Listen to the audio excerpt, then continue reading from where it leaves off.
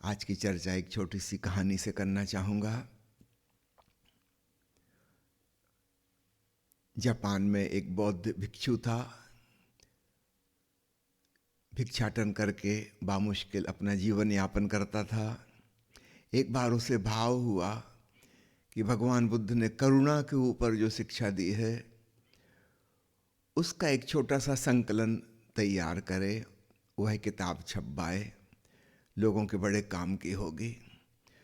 तो उसने पुस्तक प्रकाशित करने के लिए चंदा इकट्ठा करना शुरू किया, लोगों से मांगना शुरू किया कि किताब छपवाना चाहता हूँ।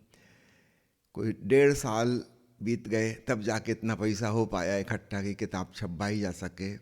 किंतु संयोगवशात वो जिस गांव में था वहाँ पर भूकंप आया और बहुत लोगों के घर गिर गए, लोग बेघर बार हो गए, काफ़ी जनधन की हानि हुई। उसने वह सारा पैसा गांव की सेवा में लगा दिया। पुस्तक नहीं छप सकी। उसने फिर दोबारा पैसे इकट्ठे करना शुरू किए। कोई 2-2.5 साल के बाद पुनः उतनी राशि एकत्रित हो पाई। संयोग की बात, इस बार नदी में बाढ़ आ गई और उसकी वजह से काफ़ी नुकसान लोगों का हुआ। कुछ लोगों के पशु नदी में बह गए, बच्चे नदी में बह गए, घर डूब गए। उसने सारा पैसा लोगों की सेवा में खर्च कर दिया। लोगों ने कहा कि तुम किताब नहीं छपवा पा रहे हो। उसने कहा कोई बात नहीं, अभी फिलहाल ये जरूरी है, किताब बाद में छप जाएगी। तीसरी बार भी ऐसा हुआ, कोई बीमारी फैली, बहुत लोग मर गए और उसने अपना सारा इकट्ठा किया पैसा इलाज में लगा दिया। यथासंभव लोगों को बचाने की कोशिश की। फिर चौथी बार, अब तो वह काफी बूढ़ा भी हो चुका था, फिर पैसे इकट्ठे किए। संयोग की बात, इस बार ऐसा कोई प्राकृतिक प्रकोप नहीं आया। वह पुस्तक प्रकाशित हुई। लोग हैरान हुए जब उन्होंने किताब खोली। उसमें लिखा था करुणा के ऊपर भगवान बुद्ध के उपदेश, चौथा संस्करण, 4th एडिशन। लोग हैरान हुए, तो पहली बार किताब छपी है, चौथा संस्करण। उसने कहा 3 संस्करण पहले कागज पर नहीं छपे थे, लेकिन याद रखना वो इससे ज़्यादा महत्वपूर्ण थे। ये कागज की किताब उतनी कीमती नहीं है, वो 3 संस्करण जो निकले वो इससे ज़्यादा बहुमूल्य थे। उसमें वास्तविक करुणा प्रकट हुई थी। ये कागज पे जो संदेश है ये तो उन लोगों के काम का है जिन्हें जीवन की घटनाओं से समझ नहीं आती। ये तो उनके लिए है।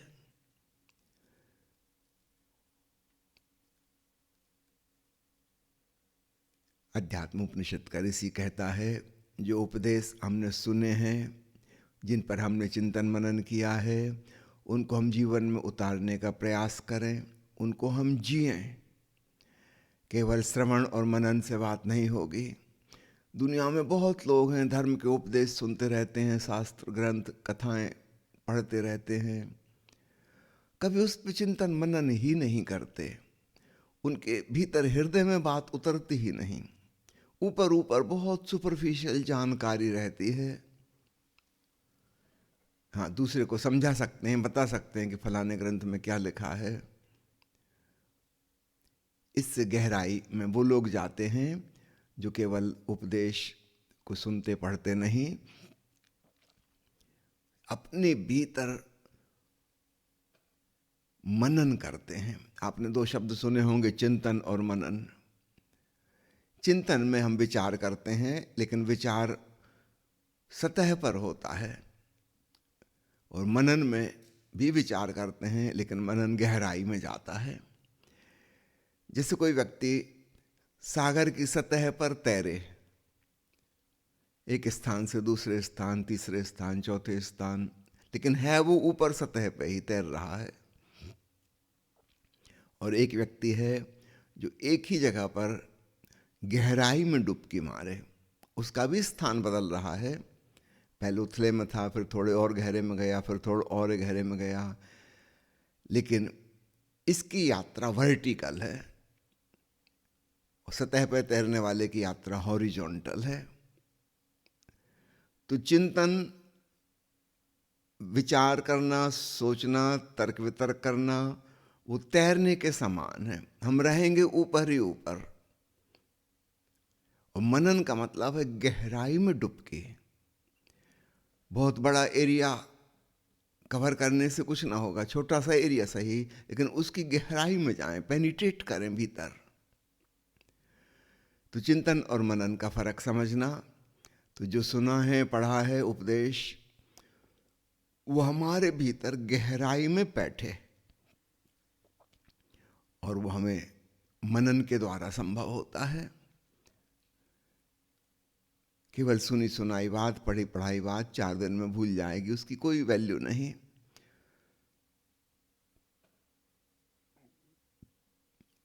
जब कोई चीज मनन में पहुंच जाती है, अर्थात वो हमारे रोए रोए में प्रविष्ट हो जाती है, तब हम उसको जीना शुरू करते हैं। अब सिर्फ विचार ही नहीं है, अब सिर्फ भाव ही नहीं है, अब वो हमारे कर्म में प्रकट होगा, हमारी वाणी में प्रकट होगा, हमारे जीवन के व्यवहार में झलकेगा।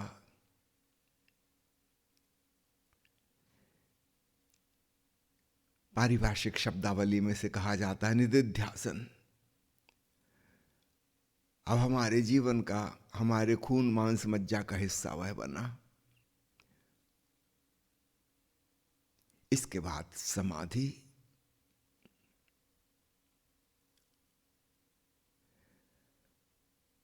आज जो प्रवचन हम सुनेंगे उसमें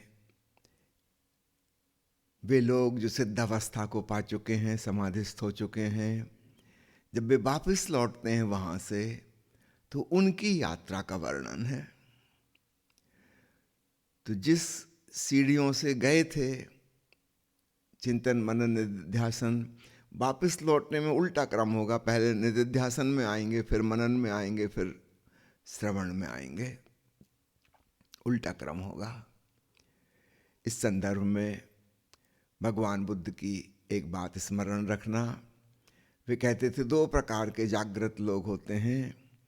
एक अरहत, जो एक बार समाधि में पहुंच गए, परमानंद को जान लिया, निर्वाण को पा लिया, बस फिर वो लौट कर नहीं आते। परम मंजिल मिल गई, अब कौन लौट के वहां से आएगा। दूसरे लोग हैं बोधिसत्व। बोधिसत्व का अर्थ है अत्यंत करुणावान लोग, जो अपनी परम मंजिल पाके भी फिर वापस लौटे, फिर संसार के लोगों से उन्होंने संपर्क स्थापित किया,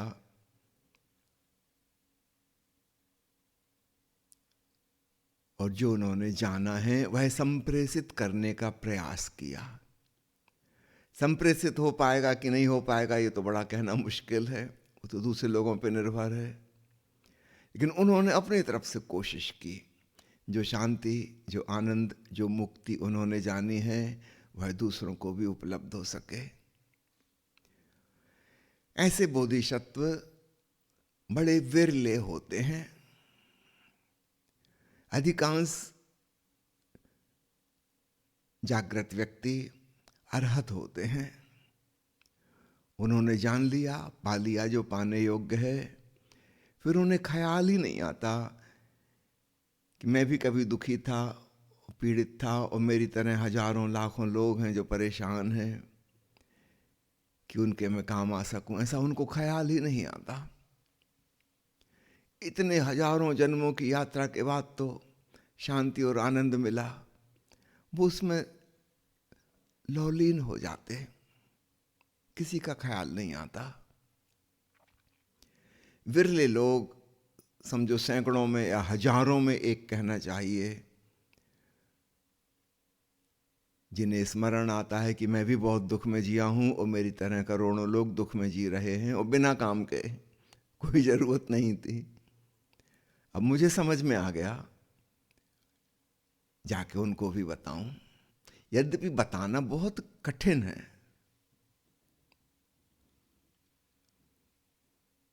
अक्सर तो ऐसा होगा, कोई व्यक्ति हमें जब समझाने आएगा तो हम उस पर नाराज होंगे, क्योंकि हमारे अहंकार को चोट लगती है। क्या हम समझदार नहीं हैं? क्या हमको पता नहीं है? हम तो अपने आप को बड़ा विद्वान मानते हैं, हमें कौन समझाएगा? और वो व्यक्ति निश्चित रूप से यही बताने आया है कि आपकी जीवन शैली गलत है, आपकी सोच गलत है, आपकी धारणाएं गलत हैं, आपके विश्वास गलत हैं, आप धर्म के नाम पे जो कर रहे हो वह असार है, उसका कोई मतलब नहीं है। यह बात सुनकर निश्चित ही बहुत लोग क्रोधित हो जाएंगे। उस बोधिसत्व की मजबूरी है, अगर वो ऐसा ना कहे तो फिर वो कैसे समझाए, कैसे बताए? उसकी मजबूरी है, वह करुणावश ही ऐसा कह रहा है कि तुम्हारे जीने का ढंग, तुम्हारा दृष्टिकोण गलत है। कोई निंदा और आलोचना करने के लिए नहीं कह रहा। लेकिन बीमार अगर डॉक्टर के पास जाएगा तो डॉक्टर को कहना तो पड़ेगा कि तुम्हें टीबी है, कि तुम्हें कैंसर है। अब ये सुन के मरीज भड़क जाए कि आप तो हमारे दुश्मन हो। नहीं, डॉक्टर दुश्मन नहीं है, लेकिन उसको कहना पड़ेगा कि आप के साथ कुछ रोग है, कुछ विकृति हो गई है और उसको ठीक करने का उपाय हो सकता है। उसकी औषधि उसे पता है। लेकिन हमारी मुश्किल है, हम ये मानने कैसे तैयार हों कि हमको व्याधि लगी है। हम तो अपने आप को बड़ा बुद्धिमान समझते हैं, और खासकर जो लोग बड़े पंडित किस्म के हैं, खूब जानकारी जिनको है, वो तो आग बबूला हो जाएंगे।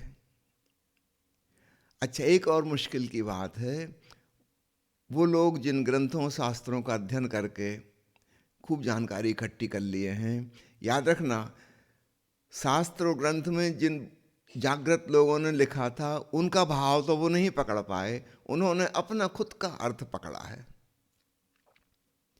कृष्ण ने क्या कहा था किसको पता है? लेकिन हम गीता पढ़ के जो समझेंगे वो हम अपनी समझ से ही समझेंगे ना।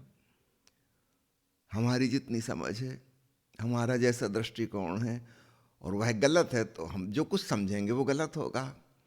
वो जो बोधिसत्व लौट के आएगा उसको हमारा विरोध करना पड़ेगा कि तुम छोड़ो, गीता की बात न लाओ बीच में, क्योंकि उसको साफ दिख रहा है कि तुम गीता को समझे ही नहीं।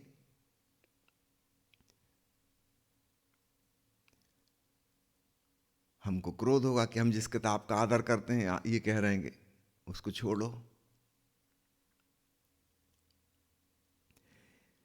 बोधिसत्व की बड़ी मुश्किल है, और इसलिए इतने कम बोधिसत्व होते हैं। कौन झंझट मोल ले? क्यों इन लोगों के साथ सिर फोड़ना?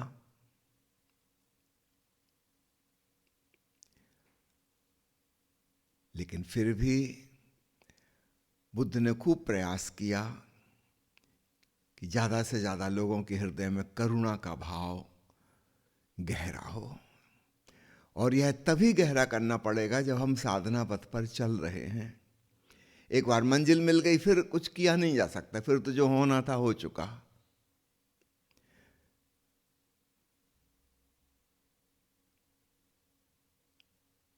हमें बहुत शुरुआत से प्रेम, दया, क्षमाशीलता, मंगल भावना, कल्याण की भावना, करुणा अपने हृदय में जगानी होगी, तब जाके कभी ऐसा हो पाएगा कि हम बोधिसत्व होंगे। अगर हमने आरंभ से इनका अभ्यास नहीं किया है तो ये अपने आप होने वाला नहीं। तो बहुत लोग हैं, ध्यान साधना करते हैं, समाधि में डूबते हैं, परमानंदित हो जाते हैं, और फिर वहाँ से खो जाते हैं, दुनिया को कभी उनका पता ही नहीं चलता।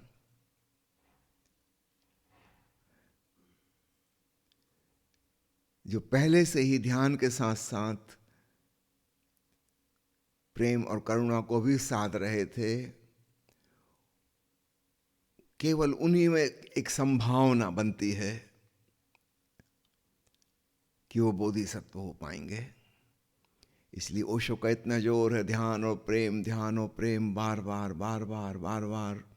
मेरे सन्यास के पंछी के दो पंख हैं। बहुत लोग पूछते हैं कि क्या ध्यान अकेला पर्याप्त नहीं? हाँ, मंजिल तक पहुंचने के लिए तो पर्याप्त है,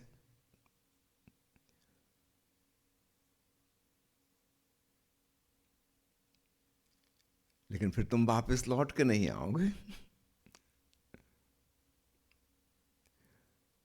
दुनिया में बड़ी कमी रह जाएगी, दुनिया चूक जाएगी। इसलिए आरंभ से ही साधो। ठीक है, हम अशुद्ध हैं तो हमारा प्रेम भी अशुद्ध होगा, हमारी करुणा भी अशुद्ध होगी। अशुद्ध सोने में भी सोना तो है, तो धीरे धीरे शुद्ध होता जाएगा, होता जाएगा। जैसे जैसे हमारा ध्यान पकता जाएगा, हमारा प्रेम भी पकता जाएगा। जब ध्यान अपनी पराकाष्ठा पर पहुंचेगा तो हमारा प्रेम भी करुणा के रूप में अपनी पराकाष्ठा पर पहुंच जाएगा, और तब संभव है कि हम वहाँ से वापस लौटें और एक कोशिश करें कि जो हमें मिला है वह दूसरों तक पहुँचे, उसकी खबर सब तरफ फैले। आज हम करुणा भाव में डूबने के लिए अतिशा का हृदय ध्यान करेंगे। अतिशा भी बुद्ध की परंपरा में हुए, और इन्होंने बड़ी सरल ध्यान की विधि दी है कि दुनिया के सारे दुख दर्द और संताप को पी जाओ भीतर आती सांस में, और बाहर छूटती सांस में भाव करो कि तुम्हारा सुख, तुम्हारी शांति, तुम्हारा आनंद सर्वत्र फैले। आजकल मोटिवेशनल स्पीकर्स, पश्चिम के मनोवैज्ञानिक इससे ठीक उल्टी बात समझाते हैं। वे कहते हैं भाव करो कि पॉजिटिव फीलिंग्स तुम्हारे भीतर आ रही हैं, सांस के संग सुख भीतर आ रहा है, और अपना दुख उलीच दो, आकाश में विसर्जित कर दो। अतिशा की बात इससे ठीक विपरीत है। अतिशा कहते हैं कि तुम्हारा हृदय एक अद्भुत चमत्कारिक शक्ति से ओतप्रोत है। तुम दुनिया के दुख दर्द अगर सोख लोगे, अपने भीतर समाहित कर लोगे हृदय में, तुम्हारा हृदय उन्हें शांति और आनंद में बदल देगा। ठीक वैसे जैसे हम बगीचे में खाद डालते हैं दुर्गंध युक्त, किंतु वृक्ष की जड़ें उसे अवशोषित करके फूल में प्रकट करती हैं सुगंध बनाकर। दुर्गंध भी सुगंध बन जाती है। कुछ ऐसी जादुई शक्ति हमारे हृदय की है जहाँ दुख सुख बन सकता है, और इससे हमारे भीतर करुणा की जड़ें जमती हैं। तो आज हम यही प्रयोग करने जा रहे हैं। Today we are going to practise Atisha's heart meditation technique. He says when you are inhaling, just imagine you are taking all the miseries, tensions, stresses of the world, not only the human beings, but all the animals and plants and rocks, stars, whatever is negative and dark is there. Inhale it, let it reach to your heart. Heart is magical. It has miraculous power of transforming negative into positive. So when you breathe out, just feel your peacefulness, your blissfulness, your cheerfulness is spreading and reaching to everyone on the earth and even beyond earth. This way,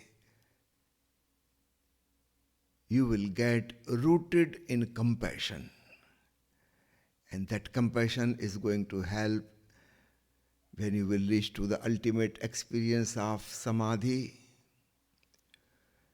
Naturally, you will remember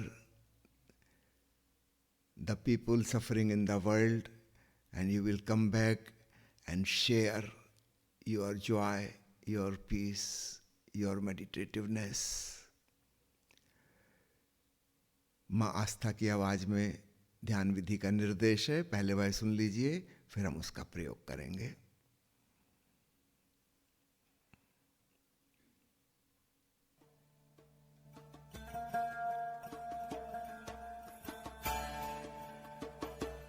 Osho heart meditation या हृदय ध्यान में आपका स्वागत है।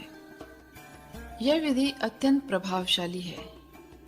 ओशो कहते हैं, हमारा हृदय चमत्कार कर सकता है।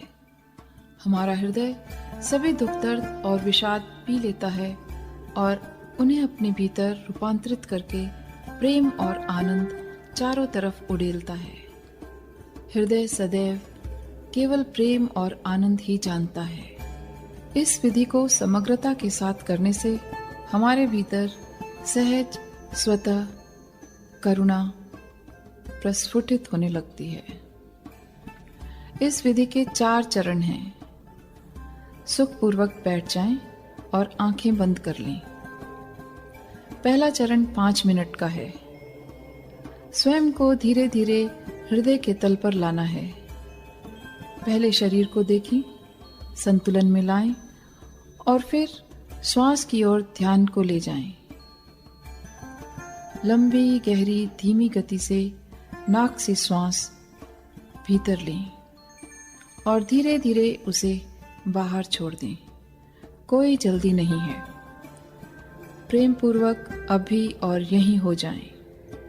दोनों हाथ हृदय चक्र पर रखें और पूरा ध्यान हृदय चक्र पर ले जाएं। हर श्वास हृदय से ही आ रही है और हर श्वास हृदय में ही जा रही है। आप प्रेम पूर्ण होते जा रहे हैं। दूसरा चरण 15 मिनट का है। स्वयं से शुरू करेंगे। अपने दुखों को देखें। ये दर्द, ये पीड़ाएं, इन्हें खूब गहरे से महसूस करें। पूरा जीवन दुख ही दुख। दुखों को स्वीकार करें, इनका स्वागत करें। भीतर श्वास लें तो इन दुखों को अपने हृदय में सोख लें और यहाँ चमत्कार होने दें। सभी दुख, सभी चिंताएं आनंद में, खुशी में रूपांतरित हो रही हैं। बाहर जाती श्वास के साथ इस आनंद, इस खुशी को उड़ेल दें। श्वास बाहर फैलती जा रही है और आनंद भी पूरे अस्तित्व में फैलता जा रहा है। भीतर आती श्वास के साथ विषाद पी रहे हैं और हृदय में इसे रूपांतरित करके बाहर जाती श्वास के साथ हर्षोल्लास एवं आनंद पूरे अस्तित्व में उड़ेल रही हैं। ऐसा 15 मिनट तक करें। तीसरा चरण भी 15 मिनट का है। अब इस चरण में इसी प्रक्रिया को और फैला देना है। भीतर आती श्वास के साथ पूरे जगत के दुख दर्द, चिंताएं, चाहे दोस्त हों अथवा दुश्मन, मीत हों अथवा अजनबी, सभी के गम, सभी की उदासी, सबको स्वीकार करें, सबका स्वागत करें। आती श्वास के साथ सभी दुख अपने भीतर ले लें और हृदय चक्र की ऊर्जा में इसे रूपांतरित करके बाहर जाती श्वास के साथ पूरे जगत में अपने चारों ओर खुशी और आनंद फैल जाने दें। हृदय की गहराइयों से आनंद को, हर्षोल्लास को पूरे अस्तित्व में फैलता हुआ महसूस करें। चौथा चरण 15 मिनट का है। अब चारों तरफ से अपने आप को समेट लें। लेट जाएं। आंखें बंद हैं। आप शांत हैं, मौन हैं। अपने केंद्र में स्थिर हो जाएं। हरिओम तत्सत।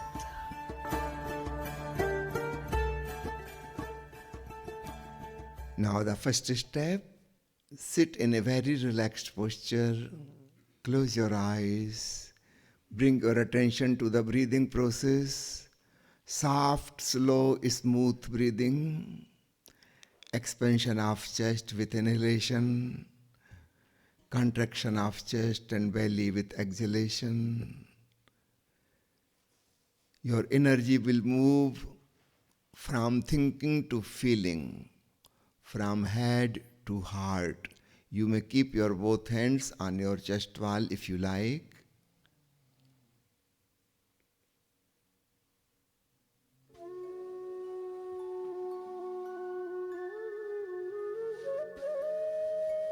सीने पर हथेलियां रख लें। धीमी गहरी सांस आराम से, बड़ी कोमलता पूर्वक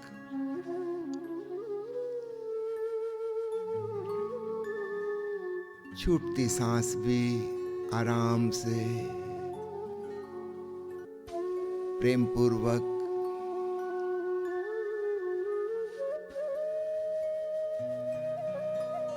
बुद्धि से हृदय की ओर, सोचने से भावना की ओर, सिर से सीने की ओर आ रहे हैं। हर श्वास के संग सीना फैलता है, पेट फूलता है। हर छूटती सांस के संग सीना और पेट सिकुड़ता है।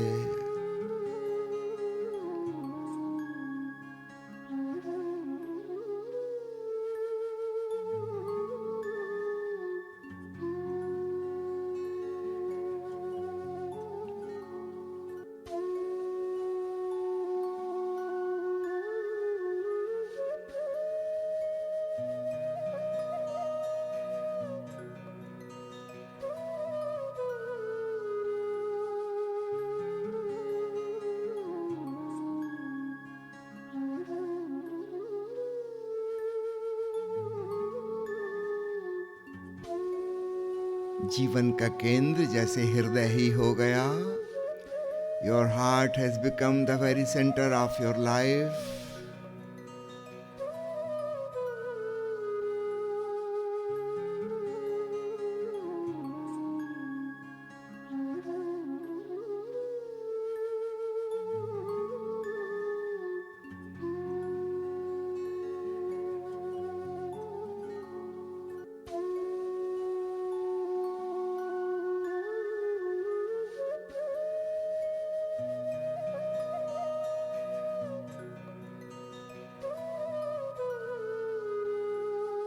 Be more and more sensitive, aware towards the breathing process, your heart center.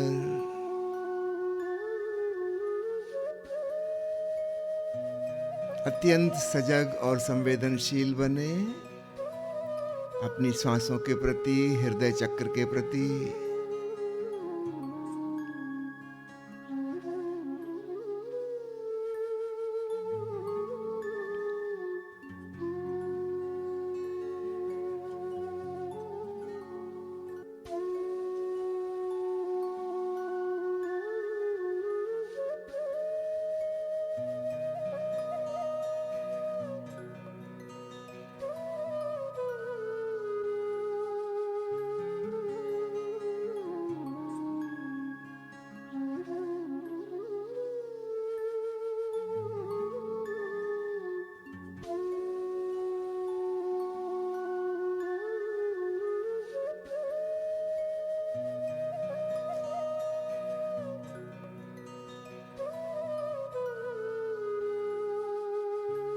आराम से सांस भीतर जाती है,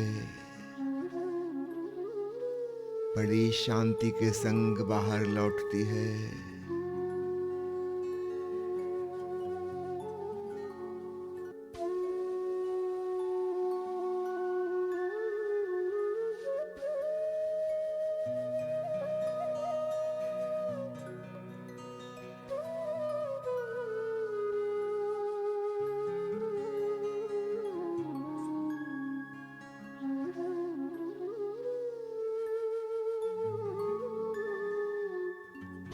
ध्यान प्रक्रिया को कभी गंभीरता से मत लीजिए, बड़े आराम से खेल खेल में प्यार के संग कीजिए।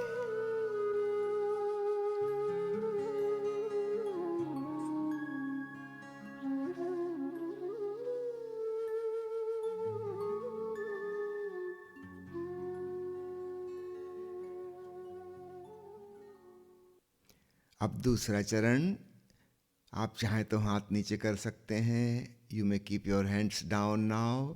The second step, In this step, you are concerned with the negativities of your own life. Remember all the bad experiences.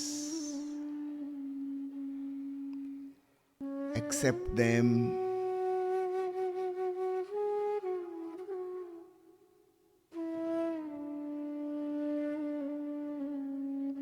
अपने जीवन की सारी अंधकारपूर्ण घटनाएं और उनके प्रभाव भीतर आती सांस में पी रहे हैं। उन्हें स्वीकार कर लिया, अंगीकार कर लिया।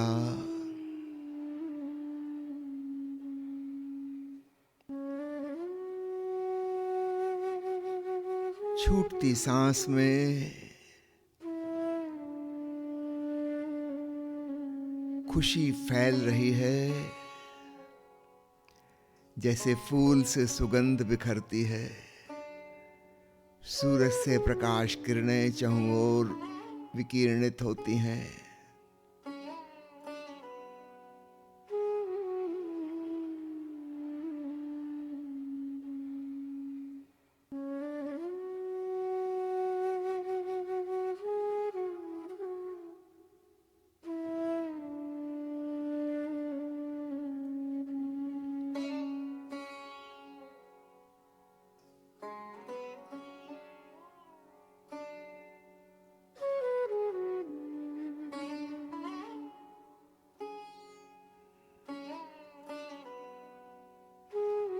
आपका सारा अतीत स्वच्छ होता जा रहा है। उसकी सारी कालिमा, कलुषता, नकारात्मकता आपने सोख ली और उसे उज्जवल करके, आनंदपूर्ण करके, उमंग और उल्लास से भर के वापस लौटा दी।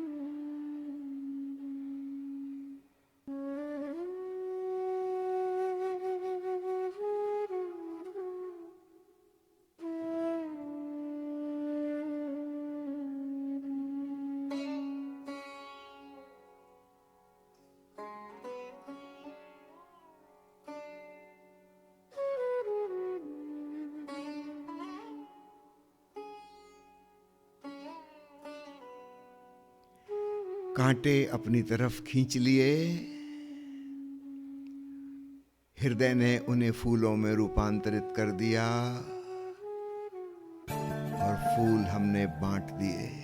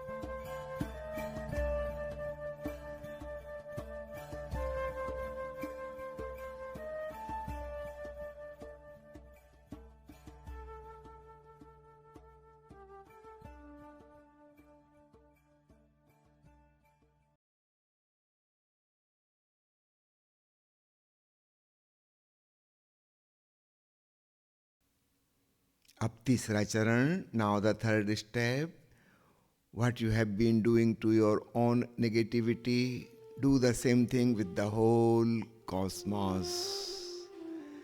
अभी हम अपने जीवन की कलुषता को अवशोषित कर रहे थे, अब सारे विश्व की कालिमा, सारे विश्व के अंधेरे, दुख, संताप भीतर आती सांस में पी जाएं, विषपान कर लें और छूटती सांस में अमृत उंडेल दें.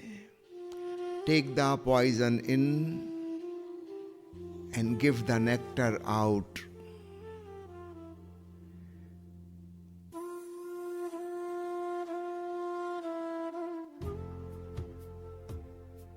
In the last step, we have been doing this with our own life. Now we are doing with the whole world. पिछले चरण में हमने अपने जीवन की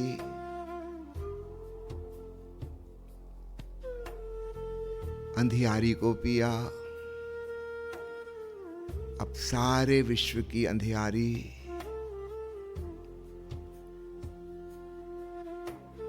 संताप, दुख, दर्द, जो भी नकारात्मक है वह सब पी जाएं. छूटती सांस में आनंद, आलोक और अमृत उलीच दें. जगत के कोने कोने में फैल जाए वह, कोई भी वंचित ना रहे. परिचित और अपरिचित, केवल मित्र ही नहीं, शत्रुओं तक भी हमारी मंगल तरंगें पहुंचे. Don't share only with your friends and the people you know. Let your positivity reach even to unknown people. and let it include your enemies too.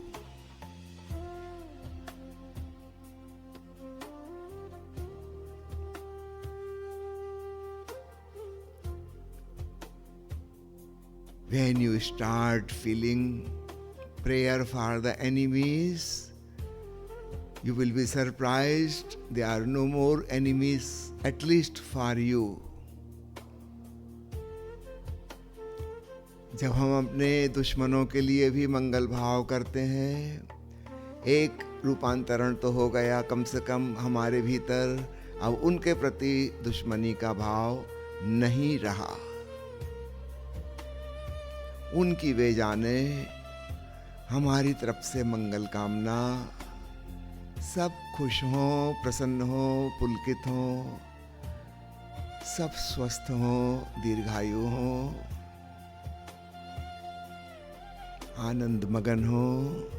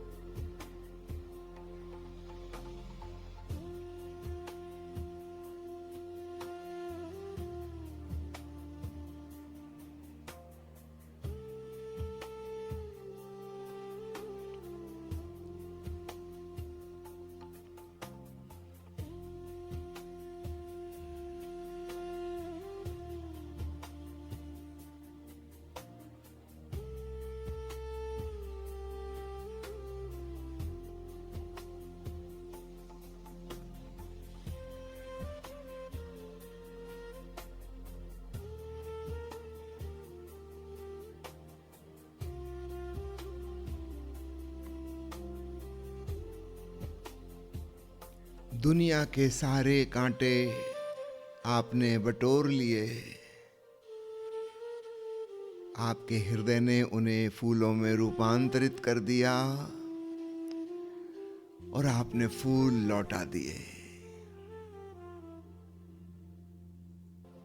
You have collected all the thorns from the world. Your heart has transformed them into flowers,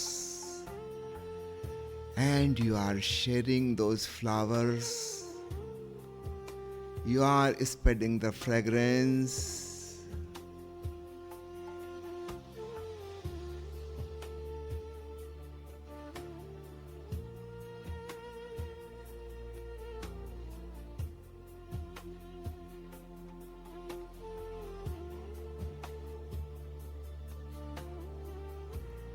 जैसे जमीन में एक जादुई शक्ति है, दुर्गंध युक्त खाद को भी सुगंधित फूलों में बदल देती है, ठीक वैसे हमारे हृदय की भूमि है।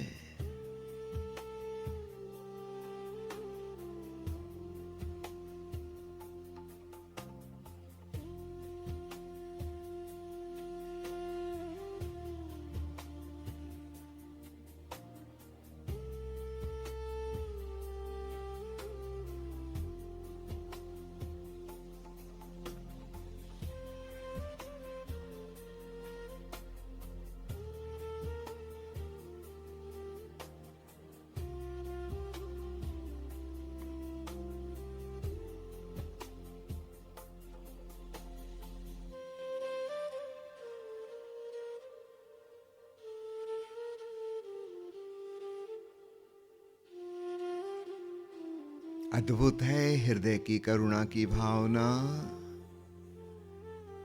चमत्कारिक शक्ति से युक्त। The heart has the magical power the miraculous power of transforming negative into positive. It can convert the darkness into light.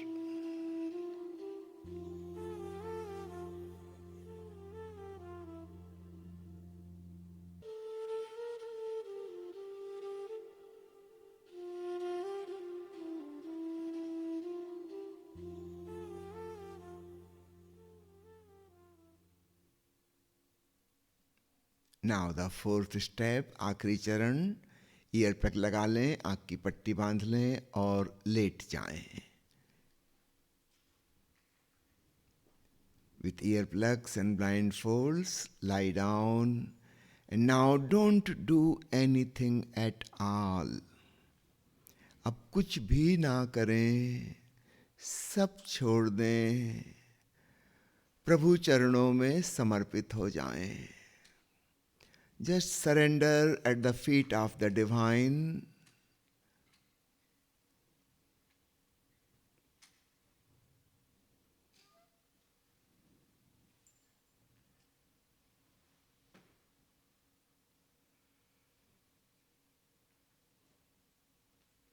शरीर शिथिल हो गया है. The body has become totally relaxed.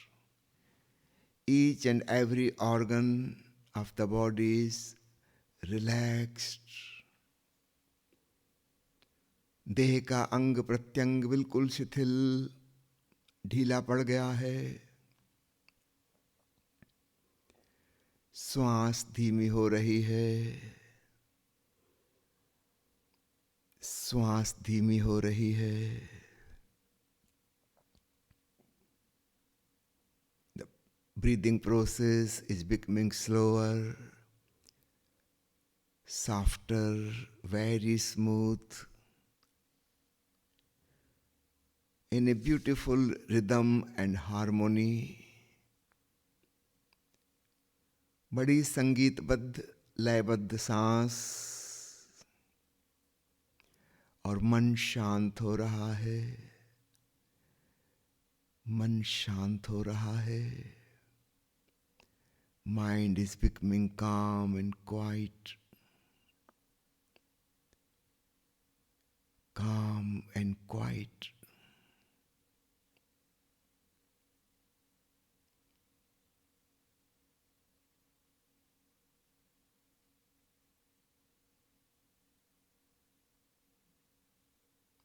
You are at the very center of your being, fully conscious, somehow beyond body mind. आप अपने जीवन के आत्यंतिक केंद्र में पहुंच गए, जहां केवल चैतन्य है. अपने तन मन और हृदय से भी बहुत दूर निकल गए. आत्मरमण में डूबे, समाधिस्थ हो जाएं.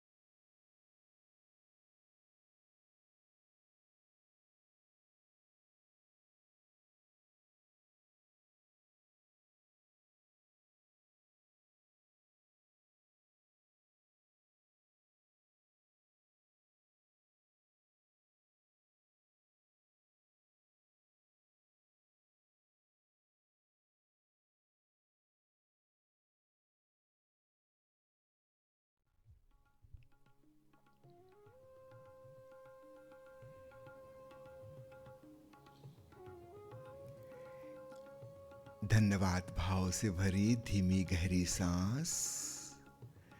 Take few deep breaths with gratitude towards the whole existence. संपूर्ण अस्तित्व के प्रति धन्यवाद, धन्यवाद, धन्यवाद. धीरे धीरे उठकर बैठें. अपने कान आँख खोलें. Please sit down, open your eyes and ears. Raise your hands towards the sky and sway and swing in gratitude. अपने हाथ आकाश की ओर उठाकर सद्गुरु ओशो का स्मरण करते हुए अहोभाव पूर्वक झूमें, मगन होकर डोलें.